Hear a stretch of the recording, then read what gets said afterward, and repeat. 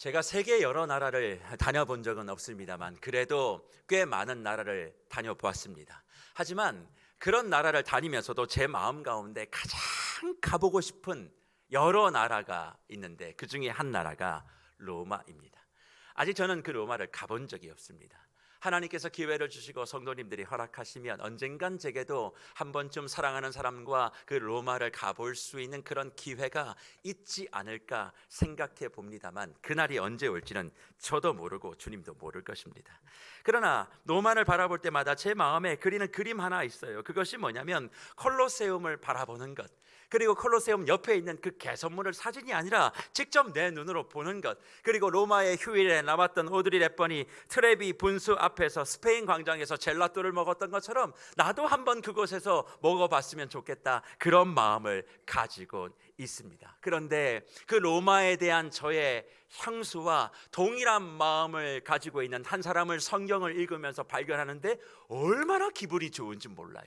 그 사람은 제가 신앙적으로나 사역적으로나 넘볼 수 없는 넘사벽의 사도 바울이 바로 그 사람입니다. 저는 사도 바울을 바라볼 때마다 과연 그 사도 바울의 그림자라도 내가 따라갈 수 있을까, 그런 마음을 갖고 있는데 저와 마음이 딱 맞는 게 하나 있는 거예요. 그게 뭐예요? 사도 바울도 로마를 가고 싶어 했어요. 로마를 가고 싶어 하긴 했는데 저는 트레비 분수를 보고 싶어서 가고 싶은 거고 개선문을 보고 싶어서 가는 것인데 사도 바울은 그런 것과 전혀 다른 이유로 로마를 가고 싶다. 내가 로마를 갈 수 있도록 해달라. 로마를 갈 수 있도록 나를 위해 기도해 달라고 요청하고 있습니다. 도대체 사도 바울은 저와 다른 어떤 목적으로 로마를 그렇게 가고 싶어 했을까요? 그 로마에 대한 가고 싶음의 출발점, 오늘 본문 로마서 1장 14절에서 사도 바울은 이와 같이 밝힙니다. 헬라인이나 야마인이나 지혜 있는 자나 어리석은 자에게 다 내가 뭐한 사람이에요? 빚진 자라, 그렇게 얘기합니다.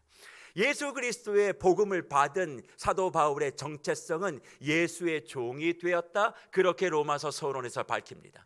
예수의 종이 되었던 사도 바울이 이제 종으로서 감당해야 될 구체적인 일들을 나열하며 오늘 14절에 분명히 이야기합니다. 내가 예수의 종으로 해야 될 일들은 다른 것이 아닙니다. 빚진 자가 되었으니 그 채무를 갚는 일들을 해야만 합니다. 내가 받았던 그 사랑과 내가 받았던 그 은혜를 갚아내는 일들을 하기 위해서 나는 로마로 가고 싶다, 그렇게 말씀하고 있는 거죠. 사실 로마의 성도들이 사도 바울을 향해서 그 사랑과 은혜를 공급했던 적은 없습니다. 예수 그리스도께서 그 사도 바울에게 그 사랑과 은혜를 공급한 적은 있지만 성도들이, 로마의 교회 성도들이 사도 바울에게 그런 은혜와 사랑을 공급하지 않았음에도 불구하고 나는 예수의 종이 되어 빚진 것이 있기에 로마로 가기를 원합니다. 도대체 로마 교인들에게 무슨 갚아야 될 일들이 그렇게 많고 책임이 있어서 그는 그의 평생, 어쩌면 하나님의 일을 감당하는 그 내내 로마에 대한 소망과 갈망을 가지고 있었을까요? 그것은 예수를 믿고 좁게는 자신의 개인적인 구원과 체험을 경험한 사람에게도, 또 넓게는 예수를 믿어 하나님의 시간 안에 들어가 하나님의 시간을 살고 날마다 하나님을 만나며 하나님을 알아가는 모든 사람들에게 반드시 생기는 모습 하나가 있는데, 그것은 내가 예수를 믿어 구원받음에 대한 기쁨으로 끝나는 것이 아니라 내 주변에 내가 누리는 예수 구원의 기쁨을 누리지 못하는 사람들에 대한 애틋한 마음, 아직도 하나님을 만나지 못하고 이 세상의 어두움 가운데 자기 스스로의 마음을 찢고 자신의 칼로 자신의 살을 베며 고통 가운데 살아가고 있는 수많은 사람에 대한 그 빛을 고자 하는 마음이 생기고 그 마음을 가졌던 사도 바울이기에 로마로 나는 가고 싶다, 그렇게 밝히고 있다는 것입니다. 그래서 주 안에 사랑하는 무별 여러분, 예수를 믿어 구원을 받으면 우리의 얼굴에 두 가지의 모습이 반드시 있다고 이야기합니다. 그 첫 번째는 입가의 미소입니다. 예수를 만나 예수로 말미암아 내가 새 사람 되어지고 구원의 사람 되어졌기에 우리의 평생은 언제나 입가에 미소를 머금은 사람들이죠. 그래서 예수를 믿은 사람들은 세상이 알지 못하는 따뜻함과 온화함을 가지고 늘 사람을 대하고, 예수 믿는 사람을 대하고 나면 예수 믿지 못하는 사람들이 언제나 마음의 평안과 즐거움을 가질 수밖에 없음을 성경은 우리에게 이야기하고 있습니다. 저는 마스크 속에 감춰져 있는 저와 여러분의 그 입술 가운데 예수 그리스도의 복음으로 회복되어진 미소가 더욱더 환하게 비춰지기를 간절히 축복합니다. 그러나 예수를 믿고 난 다음에 입가의 미소로만 그치지 않아요. 예수 믿고 구원받은 사람에게는 눈가에도 뭐 하나 징표가 생기는데 그것은 눈물입니다. 예수를 믿어 입술 속에 미소로만 사는 사람들이 아니라 이제 눈가에 눈물을 머금고 사는 사람, 그 눈물은 어떤 눈물입니까? 나와 함께 예수를 만나 구원의 기쁨을 누려야 될 내 부모, 형제, 나의 선배, 친구, 모든 내 주변에 사랑하는 이들이 아직 내가 만난 예수를 만나지 못하는 것에 대한 안타까운 마음, 나만 좋고 나만 즐거운 것으로 끝나는 것이 아니라 저들도 나와 함께 이 자리에서 기쁨과 구원을 누리지 못하는 것에 대한 그 슬픔이 눈물로 표현된다. 그러니 입가의 미소와 눈가의 눈물을 머금지 않는 사람은 예수를 믿어 구원받은 사람이 아니라는 거예요. 늘 기쁜 것도 아닙니다. 늘 슬픈 것도 아닙니다. 웃지만 울고 울지만 웃는 바로 그 사람이 예수를 믿어 구원받은 사람이라 할 수 있겠습니다. 그런데 많은 사람들이 미소에만 머물려고 합니다. 내게 좋은 일들, 내게 편한 일들, 내가 원하고 바라는 일들만 이루어지기 위해서 예수를 믿는 사람들이 의외로 많이 있어요. 도대체 예수를 믿으면 사도 바울은 입가에 미소와 눈가에 눈물을 가지고 내가 있는 그 자리에 머무는 것이 아니라 로마로 가기를 원합니다. 로마로 가서 내가 받은 그 사랑과 기쁨을 내가 갚기를 원합니다. 그렇게 이야기하고 있음에도 불구하고 우리의 마음 가운데는 바울의 이런 모습을 이해하지 못하고 그저 내가 가지고 있는, 내가 이미 소유하게 된 구원의 기쁨과 즐거움 안에만 살려고 하는 사람들이 많이 있다라는 거예요. 도대체 왜 그런 일들이 벌어질까요? 그 이유는 복음이 무엇인지 잘 알지 못하기 때문에 그렇습니다. 바울은 자신이 이런 미소와 눈물을 가지고 로마를 향하여 복음에 대한 채무를 이행할 수밖에 없었던 그 이유는 복음이 이런 것이기 때문에, 복음에 대한 분명한 깨달음이 내게 있었기 때문에 그럴 수밖에 없었다 이야기하며, 내가 받은 복음은 이렇다라고 당당히 선언하며 로마서 1장 16절에 복음을 이렇게 설명해 주고 있습니다. 내가 복음을 부끄러워하지 아니하노니 이 복음은 모든 믿는 자에게 구원을 주시는 하나님의 뭐라고요? 능력이 됨이라 그렇게 말씀하고 있습니다. 이 복음은 모든 믿는 자에게 구원을 주시는 하나님의 능력이라고 말씀하고 있죠. 우리는 하나님의 능력이라고 얘기하면 내가 원하고 바라는 무언가를 얻고 내가 소유하게 되어지는 것, 떡을 하나님께서 내게 주시고 밥을 주시고 물을 주시고 그렇게 하시는 그런 능력으로 생각할 때가 많이 있습니다. 내 안에 병을 치유하고 내 사업에 일확천금이 안겨지는 그런 능력을 하나님의 능력이라고 많이들 이야기하지만 사도 바울은 하나님의 복음이 하나님의 능력이다, 하나님의 능력은 구원을 주시는 하나님의 능력이다 그렇게 말씀하며 나는 이것을 부끄러워하지 않는다 그렇게 말합니다. 그러니까 사도 바울이 미소와 눈물을 머금고 로마를 향해서 갈 수밖에 없었던 그 마음의 그 시작점은 다른 것이 아닙니다. 복음은 하나님의 능력이라는 걸 알았어요. 그리고 그 복음을 부끄러워하지 않는다. 사실은 부끄러워하지 않는다라고 번역이 되어 있습니다만 실제로는 이 말은 무슨 얘기입니까? 나는 복음을 자랑한다는 이야기예요.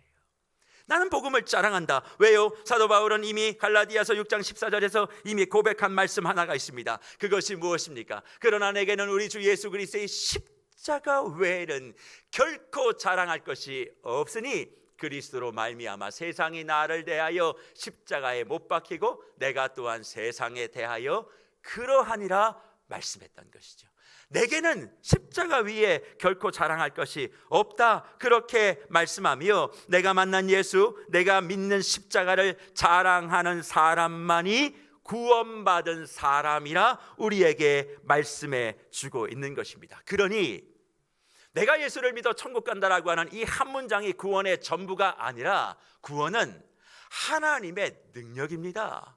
그 하나님의 능력이 내 안에 머물러진 것이에요. 내가 하나님을 만났고 나를 살리신 그 예수 그리스도를 만났고 지금도 내 곁에 계시는 성령님을 내가 함께 동행하고 있다면 하나님의 능력이 내게 이미 임한 것이죠. 그러니 예수를 구주로 고백한 사람은 이미 하나님의 능력을 덧입은 사람이니 내 자신이, 내 삶이 하나님의 능력이 되었음을 알고 난 다음에 자랑할 것이 뭐예요? 이젠 하나님의 능력인 나 자신, 하나님의 능력인 새 삶을 사는 나 외에는 자랑할 것이 없다, 그렇게 말씀하고 있는 것입니다. 하지만 우리의 삶을 점검해 보면 무엇을 자랑하고 있고 또 무엇을 자랑하고 싶을까요? 내가 다른 사람들보다 좀 더 나은 것, 내 자식이 남들보다 좀 뛰어난 것, 그리고 내가 지금 하고 있는 이 일들이 다른 사람과 비교할 수 없는 특별함이 있다는 것, 이런 것을 통해서 결국 뭘 드러내고 싶은 거예요? 나는 너와 달라. 나를 자랑하고 싶은 거예요. 그리고 내가 자랑할 게 없으면 그렇게 분노하고 분통해요. 그러니까 뭘 합니까? 내가 자랑할 게 없는 사람들이 다른 사람들을 끌어내려서 나와 같이 자랑하지 못하는 사람을 만들고 싶은 악함이 예수를 믿는다고 하는 사람들에도 있기 때문에 교회 안에 상처와 질투가 난무하는 것 아니겠습니까? 그런데 복음을 제대로 알면 자랑할 게 내가 아니라 뭐예요? 하나님의 능력인 거예요. 하나님이 나를 이렇게 만들어 주셨다. 하나님이 나를 이렇게 인도해 주셨다. 내 삶이 힘들고 어렵죠? 생각하지 못했던 일들이 뻥뻥 터지죠? 그럴 때 주저앉고 낙심될 수 있는 그 상황에도 하나님의 보호하심 때문에 이만큼이었다. 하나님이 나를 인도해 주셔서 여기까지 올 수 있었다. 내 힘과 내 능력은 별로 없지만 오직 하나님의 능력, 하나님이 나와 함께 해주시고 지금도 만나주시고 나의 삶 속에 들어와 주시고 내가 그의 삶 속에 들어와 살 수 있는 그런 모습을 내게 허락해 주셨기 때문에 내가 여기까지 왔습니다. 그렇게 자랑하고 살아가는 것이 바울이 바라본 복음의 능력, 복음의 원리인데, 이상하게도 우리는 나를 자랑하는 것에서는 목소리를 높이지만 하나님과 하나님의 능력, 이 복음을 자랑하는 데는 침묵하고 잠잠합니다. 왜 그럴까요? 저는 여러 가지 이유가 있지만 이런 이유 때문에 우리가 자랑해야 될 복음과 하나님의 능력을 침묵하고 외면한다 생각합니다. 먼저는 내 구원은 이미 보장받고 완성됐다고 생각하기 때문에 그래요. 내가 굳이 하나님의 복음과 능력을 더 자랑하지 않아도 내 구원은 완성됐어요. 그렇게 생각하기 때문에 특별히 뭔가를 할 필요가 없다. 왜 그렇게 해야 되나? 난 이미 지금 죽어도 천국이고 구원인데. 그리고 또 이런 생각을 하시는 분들이 있죠. 하나님의 능력과 또 하나님의 복음의 능력을 자랑하는 사람들, 특별한 사람들이 하는 거야. 좀 이름만 좀 내면 알아들을 수 있는 사람들, 뭔가 탁 얘기하면 우와 감탄할 수 있는 사람들, 그런 사람들만 하는 거지 뭐 나는 가진 것도 없고 말해봐야 내가 누군지도 모르고 그렇게 할 필요가 뭐 있나. 그리고 세 번째는 또 이런 이유도 있는 것 같아요. 자꾸 하나님의 능력과 또 하나님의 복음을 얘기하면 내 일상이 피곤해진다. 자꾸 그러면 사람들이 이상한 눈으로 자꾸 바라본, 하나님의 시선으로 나를 보지 않고 타인의 시선으로 나를 자꾸 바라보니까 아니야, 그냥 무색무취 그렇게 그냥 살아가는 게 편안해. 요란하게 신앙생활 해봐야 불편해지고 눈에 띄어봐야 그것도 뭐 어려워진다, 그렇게 생각하시면서 점점 더 복음을 자랑하지 못한다, 그렇게 생각합니다. 하지만 바울은 그런 마음을 가지고 하나님의 복음, 하나님의 능력의 자랑보다 자기 자신을 자랑하길 원하고, 그것이 자랑할 게 없으면 입을 닫고 있는 저와 여러분에게 로마서 11장 29절의 말씀을 주시며 분명히 우리에게 도전해 주고 계십니다. 그렇게 살지 말고 이렇게 살아야 돼, 자랑하고 살아야 돼, 그렇게 말씀하시는 거죠. 뭐라고 말씀하십니까? 하나님의 은사와 부르심에는 뭐가 없어요? 후회하심이 없다, 그렇게 말합니다. 하나님의 은사와 부르심에는 후회함이 없다. 하나님의 은사가 뭡니까? 로마서는 예수 그리스도를 구주로 고백하는 그 순간 7가지의 은사를 우리에게 주신다, 그렇게 말씀하셨고, 그리고 예수 그리스도의 그 부르심, 세상으로부터 하나님의 백성으로 우리는 부르심을 받았습니다. 그리고 세상으로 보내받은 예수의 제자가 되었지요. 이 부르심과 보내심의 원리에 하나님은 내가 어떤 자리에 서 있든 무엇을 하든 너의 지금 수준과 레벨과 형편이 어떤가 하든 이런 것과 상관없이 후회함이 없이 너를 불렀고 너를 자녀 삼았고 내가 제자로 파송했고 그것을 감당하기 위해서 7가지 은사를 부여했다, 그렇게 말씀해주고 있는 것입니다. 그러니 쉽게 말하면 이런 이야기가 아닙니까?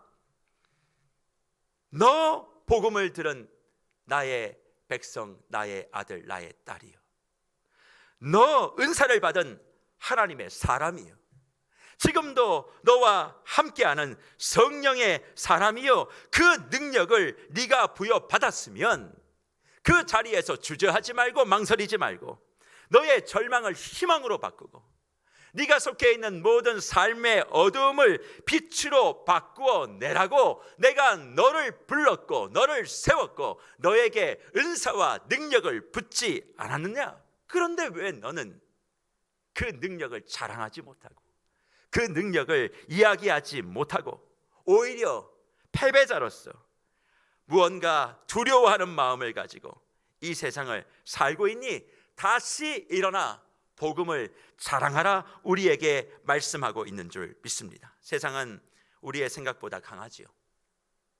또 어떤 누군가는 철옹성같이 보이기도 합니다. 하지만 다시 한번 사도 바울의 말씀을 통하여 하나님의 은사와 부르심엔 후회함이 없어. 너를 통해 나는 그 일을 이룰 거야. 너의 능력과 실력이 아니라 나의 능력을 너에게 부은 복음의 힘과 능력으로 너를 통해 이 세상을 뒤집어 낼 거야, 새롭게 만들 거야, 역전해 낼 거야. 그러니 두려워하지 마, 걱정도 하지 마. 안 된다라는 패배감에서 벗어나 모든 것을 새롭게 만들어주시는 그 구원의 능력을 받은 자답게 당당하게 자랑하며 이 세상을 살아, 그렇게 말씀해주고 있는 거죠. 그래서 사도 바울도 로마에 관광하러 가려고 하는 것이 아닙니다. 하나님의 능력이 내게 부어졌기 때문에 그 능력을 담고 있을 수가 없는 거예요. 하나님의 능력이 내 마음에 요동을 치고 있기 때문에 어떻게든 하나님을 자랑하고 싶고 하나님을 드러내고 싶고, 내가 로마의 황제는 아니지만 이 세상의 통치자이신 예수 그리스도의 그 능력, 구원의 기쁨을 온 사람들에게 이야기하고 싶어서 로마로 갈 수밖에 없다. 하나님의 능력이 나를 자꾸 로마로 밀어낸다. 나의 하나님의 능력이 나를 세상으로 자꾸 밀쳐낸다. 그렇게 이야기하며 그 세상 속에 하나님의 능력을 붙들고 몸부림칠 수밖에 없는 삶의 여정을 로마서를 통하여 우리는 볼 수밖에 없는 것입니다. 그래서 주 안에 사랑하는 무별 여러분, 예수를 구주로 믿어 하나님의 사람이 모여있는 교회는 그래서 잠잠할 수가 없는 겁니다. 우리는 그냥 교회가 아무 일도 없이 조용하고 그리고 또 잠잠하면 은혜롭다 생각하시는 것 같아요. 뭐든지 그냥 고요하면, 무슨 특별한 일도 없으면 그게 하나님의 은혜 가운데 잘 돌아가고 있는 것이라 그렇게 생각하시는 분들이 계십니다만, 저는 그 의견에 동의할 수 없습니다. 하나님의 교회의 건강성과 생명성은 하나님의 능력을 부여받았기 때문에 그 하나님의 능력을 부여잡고 잠시도 머무를 수 없이, 잠시도 잠잠할 수 없이 우리는 세상을 향하여 하나님을 자랑하고 하나님의 사역을 펼쳐나갈 때 그 교회가 은혜 있는 교회인 줄 믿습니다. 왜냐하면 우리는 빚진 자이기 때문에. 예수를 믿어 천국 가는 사람들만 모여서 우리끼리 행복한 것이 아니라 우리 주변을 돌아보고 지역을 살펴보며 무엇이든 어떻게 해서든지 간에 하나님의 능력이 나타날 수 있도록, 하나님의 능력을 어떻게든 감추고 편안하게 살려고 하는 것이 아니라 하나님의 능력을 어떻게든 뿜어내어서, 나는 불편할 수 있고 나는 힘들 수 있고 나는 피곤할 수 있지만 그 하나님의 능력을 온 세상 가운데 발하여내는 그런 교회의 역동성을 유지하게 되어질 때 그 교회가 예수의 복음이 무엇인지를 제대로 아는 구원받은 사람의 모임이라 할 수 있다는 것입니다. 그래서 하나님이 이 능력을 우리에게 주셨는데도 불구하고 세상을 향하여 그 능력을 자랑하거나 나타나지 않으면 교회 안에 어떤 일이 벌어질까요? 하나님이 힘도 주시고 능력도 주셨어요. 근데 밖으로 그것을 발산하지 않으면 그 힘을 교회 안에 있는 사람들에게 쓰기 시작합니다. 힘이 남으니까요. 그러니까 이제 옆에 있는 사람이 눈에 들어오기 시작합니다. 제가 그래서 오늘 여기 자매님들이 많이 계셔서 하지 말아야 될 얘기 하나 하겠습니다. 군대 얘기입니다. 군대 가보면요, 훈련이 힘든 부대는 내무반 생활이 편해요. 근데 훈련 안 하는 부대는요, 내무반 생활이 괴로워요.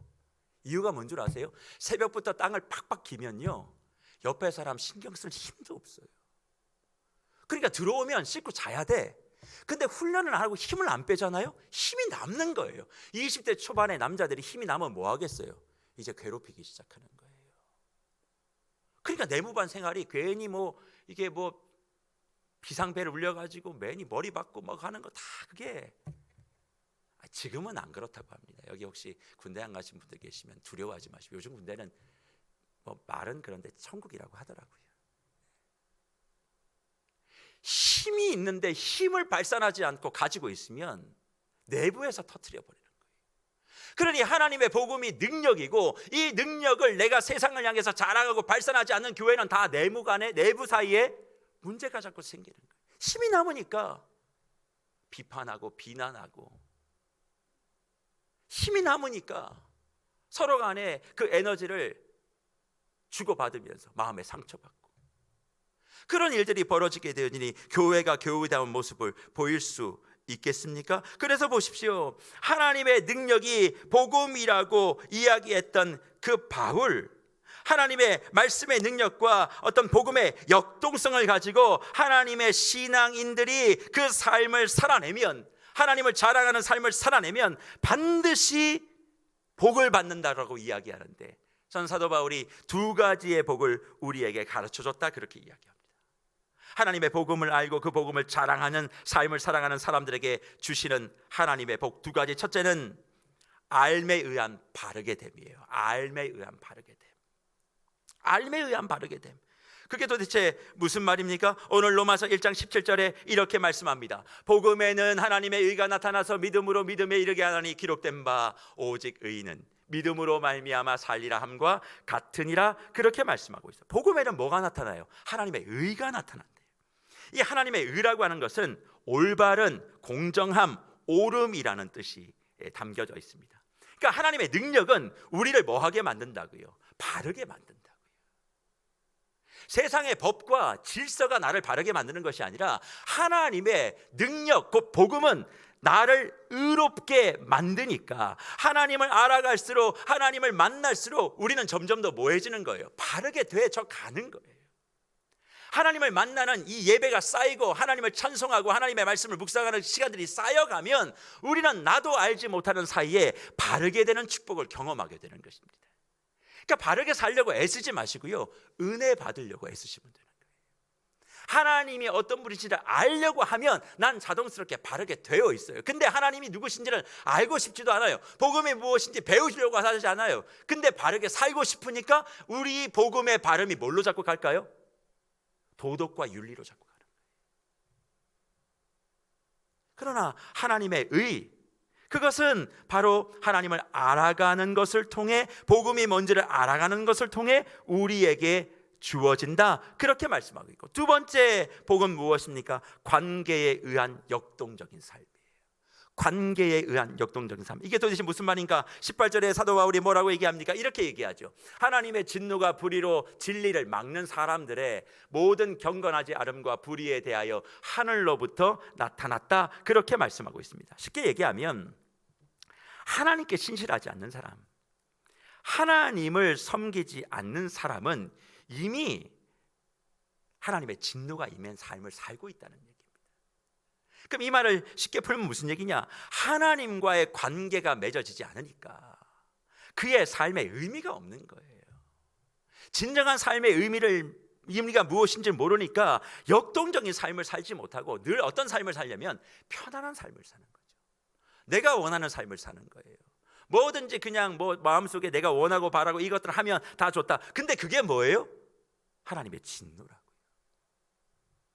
우리가 하나님의 복을 받는 것은 관계 때문에, 하나님이 내게 주신 사랑, 누군가 나를 믿어주고 누군가 나를 사랑해주고 누군가 나를 축복해주는 그 한 사람 때문에 우리의 삶이 바뀌어가듯이, 하나님과의 관계 때문에 우리의 삶이 세상 사람들이 추구했던 삶에서 하나님이 원하는 삶으로 바뀌어지는 거지요. 그러니 사도 바울도 로마의 시민권을 가지고 편안하게 살 수 있었던 그 모든 걸 다 버리고 세상 사람들이 가지 않는 그 길을 가면서도 당당하게 자신 있게 역동적으로 자신의 삶을 내어놓는 것 아니겠습니까? 그러니 주 안에 사랑하는 뭇별 여러분, 오늘 이 예배에 나오신 분들 가운데 아직 주님을 만나지 못하신 분들이 있을 수 있다고 생각해요. 교회 안에 불신앙을 가지고 있는 분들이 저는 있을 수 있다 그렇게 생각합니다. 그러나 오늘 이 말씀을 다시 한번 붙들고 주님 앞에 나아가시는 은혜가 있으셨으면 정말 좋겠어요. 그게 뭡니까? 복음은 하나님의 능력입니다. 그 하나님의 능력이 내게 지금 다가와 부어졌어요. 그러면 하나님을 알아가려고, 세상을 알아가려고 하지 않고 하나님을 알아가려고 하는 순간 나는 바르게 되어지고, 하나님을 아는 순간, 하나님과 관계되어지는 순간 내 삶에 이전에 깨닫지 못했던 삶의 의미들이 막 새롭게 만들어지면서 우리의 삶에 말로 다 할 수 없는 은혜와 은총을 경험하게 되어지는 것을 반드시 보게 될 것입니다. 저는 우리 세계로교회 모든 뭇별들에게 복음 곧 하나님의 능력을 통해서 얻어지는 이 두 가지의 축복을 반드시 경험하시는 그런 은혜와 은총이 있기를 간절히 축복합니다. 그래서 하나님을 알아가는 것 때문에 바르게 되고, 하나님과의 관계 때문에 역동적인 사람들에게 하나님이 주시는 선물 한 가지가 있는데, 저는 이 선물을 우리 모두가 다 소유함으로 하나님을 마음껏 자랑하는 자리에 서 계시는 우리 모두가 되기를 간절히 소망합니다. 그게 뭘까요? 자유예요. 자유함입니다. 복음, 하나님의 능력, 그 능력은 두 가지. 하나님을 아는 것을 통해 바르게 되고 하나님과 관계 맺는 것에 역동적인 삶의 의미를 찾는 것으로 끝나는 것이 아니라 이 두 가지의 삶을 통해서 하나님이 궁극적으로 우리에게 주시고 싶으신 것은 자유예요. 자유가 무엇인지를 아는 사람만이 하나님의 복음 곧 능력을 자랑할 수 있는 것입니다. 그러면 여러분이 생각하는 자유는 어떤 자유입니까? 보통 자유 그러면 내 맘대로 하고 싶은 것, 내 맘대로 살아가는 것을 자유라고 생각합니다. 허나 사도 바울이 얘기하고 있고 성경이 말하고 있는 자유는 진리가 자유예요. 진리가 자유입니다. 그래서 요한복음 8장 31절과 32절에 사도 요한을 통해서 우리에게 가르쳐줬던 말씀이 뭡니까? 예수님이 이렇게 말씀하시죠. 그러므로 예수께서 자기를 믿은 유대인들에게 이르시되 너희가 내 말에 거하면 참으로 내 제자가 되고 진리를 알지니 진리가 너희를 자유롭게 하리라, 그렇게 말씀해 주고 있습니다. 진리 그러면 우리는 이런 이미지를 먼저 떠올리는 것 같아요. 변함 없는, 변개함이 없는 어떤 그런 약속, 그런 원칙을 먼저 떠올리죠. 맞습니다. 진리는 변할 수 없는 거죠. 변개할 수도 없는 거죠. 그래서 저도 목회를 이렇게 하다 보면 목회 현장에서 진리의 목숨을 거는 분들을 종종 봅니다.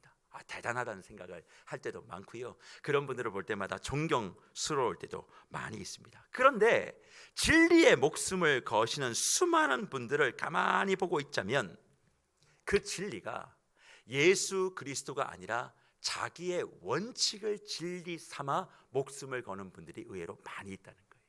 진리는 예수 그리스도밖에 없는데 진리의 목숨을 거는, 예수의 목숨을 거는 것이 아니라 자기만의 원칙, 자기만의 자기만이 고수해 왔던 방법에 목숨을 거시는 분들을 많이 보게 되어집니다. 왜 그런 줄 아십니까? 예수 그리스도라고 하는 하나님의 능력되는 이 복음이 무엇인지 아직도 잘 모르기 때문에 그래요. 아까 하나님의 능력이 주는 두 가지 뭐였습니까? 알미 주는 바르게 됨, 관계에 의한 역동적인 삶이라 하지 않았겠습니까?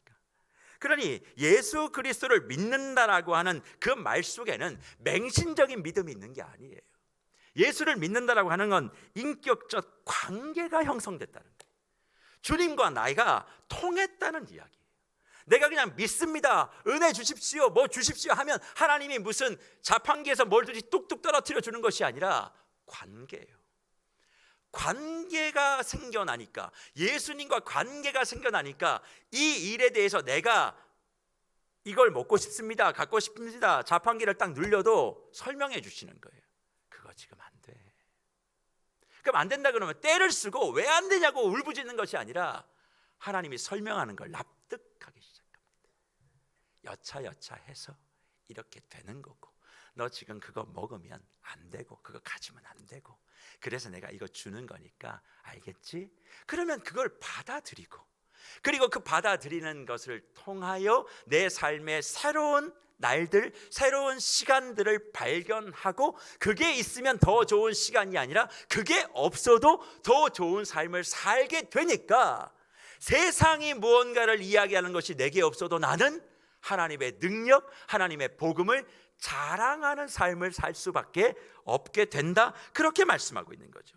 그래서 진리를 보수한다라고 했을 땐 원칙을 지킨다는 의미보단 하나님과 예수 그리스도와 나 사이에 있는 그런 자유함, 소통함, 또 서로 융통성 있게 주고받는 그런 것들을 누리는 것으로 우리는 받아들여야 하는 것입니다. 그래서 진리는 인격이고 관계고 소통입니다. 진리를 보수한다는 건 그러해야 하는 거예요. 원칙을 지키는 게 진리 보수가 아니라 진리이신 예수를 지킨다는 것은 예수와 통하는 거예요. 예수와 통하는 사람은 누구와도 통할까요? 사람과도 통하게 되어 있습니다. 왜요? 사람은 하나님의 형상으로 만들어졌으니까. 근데 진리를 보수한다라고 하는 신앙인들 가운데 대화가 안 되시는 분들이 많아요. 왜요? 자기만의 틀을 딱 만들어 놓고 이것만 옳다는 거예요. 이것대로 하라는 거예요. 그런 사람들은 뭐예요? 복음이 아직도 뭔지를 몰라서 그런 거예요. 하나님의 능력이 아직도 무엇인지를 몰라서 그렇다는 거예요. 그래서 진리를 보수한다라고 하는데 그 진리 보수 때문에, 원칙 고수 때문에 내 옆에 있는 사람이 상처를 받아요. 내 옆에 있는 사람이 시험에 들어요. 교회가 혼란스럽게 되어져요. 지켜지면 자기는 만족할 수 있겠지만 주위가 힘들어지는 거예요. 교회 일만 그렇습니까? 나의 직장과 나의 가정에서는 그런 일 없어요. 이건 반드시 지켜야 돼. 근데 가만히 보면 예수님과 상관이 없는 거예요. 예수님께 물어본 적도 없는 거예요. 예수님이 주신 마음도 아니에요. 그냥 내가 해왔던 것, 내가 배워왔던 것, 들어왔던 것, 이거 지키면 나의 정체성이 무너지고 내 권위가 무너지니까 그냥 윽박지르고 밀어붙여버리는 거예요. 그리고 그게 지켜지면 마음에 안도함을 갖지만 그것 때문에 내 주위에 있는 사람들이 얼마나 울고 있는지는 별로 생각하지 않는다는 거예요. 그래서 늘 저는 고민합니다. 그렇게 자기가 원하는 대로 이루어내면 그의 삶엔 조금의 문제도 없을까? 아니요. 여전히 두렵고 여전히 힘들고 여전히 버거운 것이죠. 왜? 하나님과 소통하는, 하나님과 이 관계하는, 하나님과 인격적인 교제하는 그 사랑이 없이는 우리의 삶의 근원적인 두려움과 문제를 해결할 수 없음을 사도 요한이 이미 말씀해 줬기 때문에 그래요. 어디서요? 요한일서 4장 18절부터 19절에 이렇게 이야기했습니다.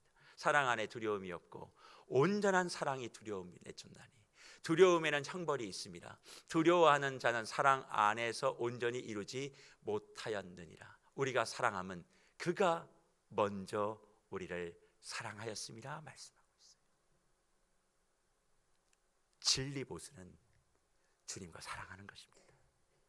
주님과 소통하는 것이, 그 사랑이 내게 이미 들어와 그 하나님께서 두 팔을 종일토록 펴서 나의 시간 안으로 너를 초대한다, 그 사랑이 내게 들어왔기에 이미 우리는 하나님의 사람, 구원받은 사람이 되었습니다. 구원받은 사람이 되었으면 이제는 주님과 더 소통하게 되어지고 인격적 교제함을 갖게 되어지므로 내 안에 들어온 하나님의 구원의 능력을 더 자랑하게 되어지고 나의 원칙이 아닌 하나님과의 유연성, 하나님과의 관계되어지는 그 친절함, 그걸 유지하며 내 옆에 있는 사람과 무언가 소통되어지는 데 문제가 없고 한 발 물러설 줄도 알고 두 발 물러설 줄도 알고 또 먼저 손 내밀 줄도 알고 알면서도 손 잡아주기도 하는 이런 관계를 통해서 하나님께서 허락하여 주시는 그 자유함을 누릴 때 그 사람이 세상을 향하여 뭐 할 수 있어요?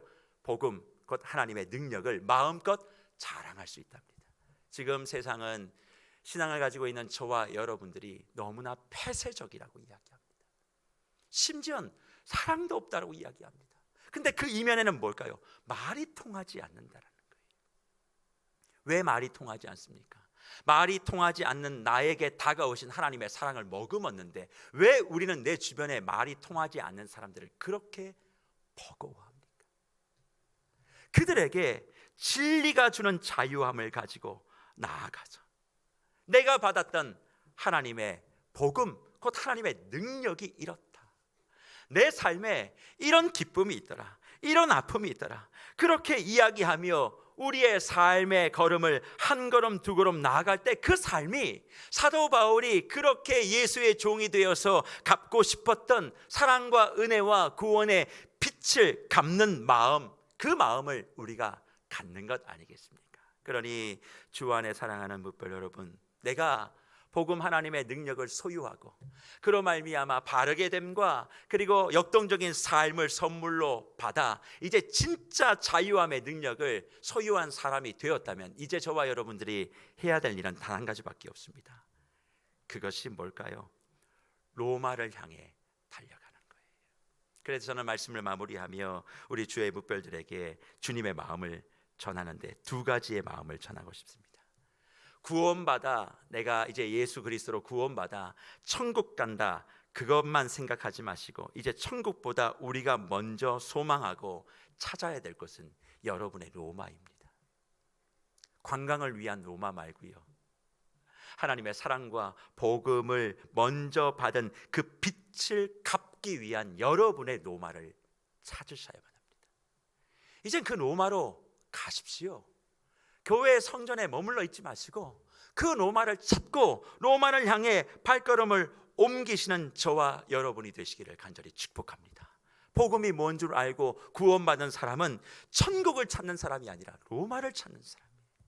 그러면 어떻게 로마를 찾아낼 수 있을까? 저는 두 가지를 제시해 드리고 싶어요. 첫 번째는 오늘 주보에도 광고가 났습니다만 저희 교회가 올해부터 시작하는 사역 중에 하나가 전도 사역입니다. 아니, 우리 교회가 전도 사역을 안 했나? 이제 본격적으로 조직화해서 움직이는 거예요. 그래서 주보에 보시면 전도위원회 위원들을 모집한다, 그렇게 광고가 났습니다.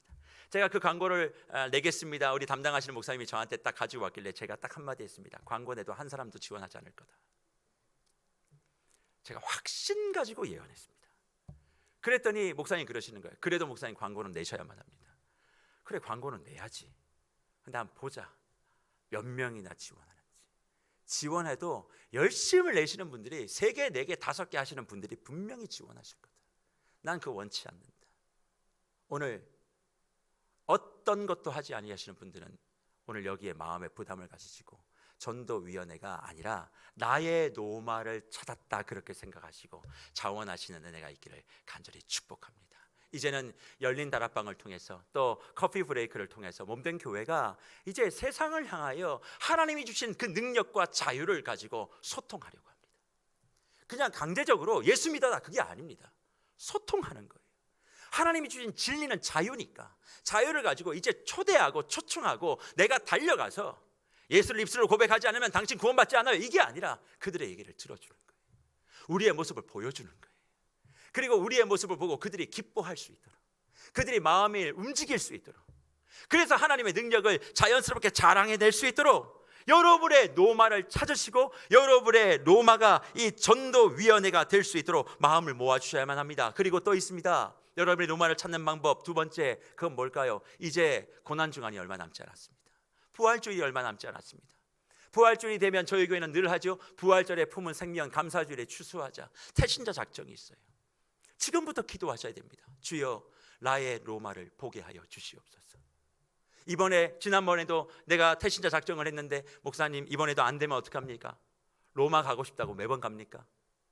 언제 갈지 모릅니다. 그러나 계획은 매일 하는 거예요. 하나님 앞에 나의 로마를 마음에 품고 기도하십시오. 지금부터 태신자들을 마음에 품고 주여 저 태신자가 내가 가야 될 로마입니다. 주여 저 영혼이 트레비 분수입니다. 저 영혼이 콜로세움입니다. 저 영혼이 개선문입니다. 그렇게 마음을 가지고 주님 앞에 기도하는 마음으로 있으면 주님께서 로마를 보게 하실 그 날을 반드시 허락해 주실 줄 믿습니다. 그러니 여러분의 로마를 지금부터 준비하시고 그 로마를 향해서 자유함과 능력을 가지고 달려나가시는 저와 여러분이 되시기를 축복합니다. 그리고 또 한 가지 마지막으로 적용은 무엇입니까? 하나님의 복음이 능력이고 자유함을 알았다면 지금 당장 행동과 또 내 삶의 패턴의 변화를 시작하시길 바랍니다. 나만이 고집스럽게 딱 움켜쥐고 있었던 그 사고의 틀, 이건 이렇게 해야 돼, 저건 저렇게 해야 돼, 그렇게 해왔던 것이 예수와 상관이 없는 거라면 좀 풀어놓게 하세요. 예수님과 상관없는 걸 왜 그렇게 고수하려고 목숨을 거십니까? 나만의 고집스러운 틀을 과감하게 버리시고 이제는 하나님의 능력을 부여받은 그 하나님의 능력만 자랑하시면 안 되겠습니까? 내게 이루어진 그 일보다 내게 자유와 능력을 주신 그 하나님을 자랑하기 위해선 우리만의 그 견고한 사고의 틀, 행동의 패턴을 버릴 필요가 있습니다. 그래서 이번 한 주 우리 귀한 주의 묵별들에게 저는 도전하고 싶습니다. 예배당을 떠나는 순간 이제 우리는 여러분의 각자의 로마로 달려가십시오. 그리고 그곳에서 하나님이 허락해 주신 능력을 자랑하고 그곳에서 주님이 주신 자유함으로 내 주변에 있는 사람들을 품어 안고 나는 괜찮으니까 너도 괜찮겠지 생각하지 마시고 나는 괜찮아도 이 사람은 힘들 수 있다. 이 사람을 어렵게 했던 나의 오래된 생각, 말, 행동 패턴이 무엇인가를 점검하시고 그것을 십자가 앞에 복음의 능력 앞에 다 내어놓음으로 나의 미소와 나의 눈물이 그들의 발 가운데 또 삶 가운데 잘 뿌리 내려져서 하나님의 귀한 복음의 영광을 함께 보고 즐거워할 수 있는 은혜가 나로 인해 시작되기를 간절히 축복합니다.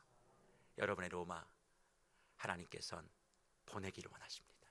거부하지 마시고 기쁨으로 그 로마에서 복음의 능력을 마음껏 발휘하시는 저와 여러분이 되시기를 간절히 축복합니다. 그래서 오늘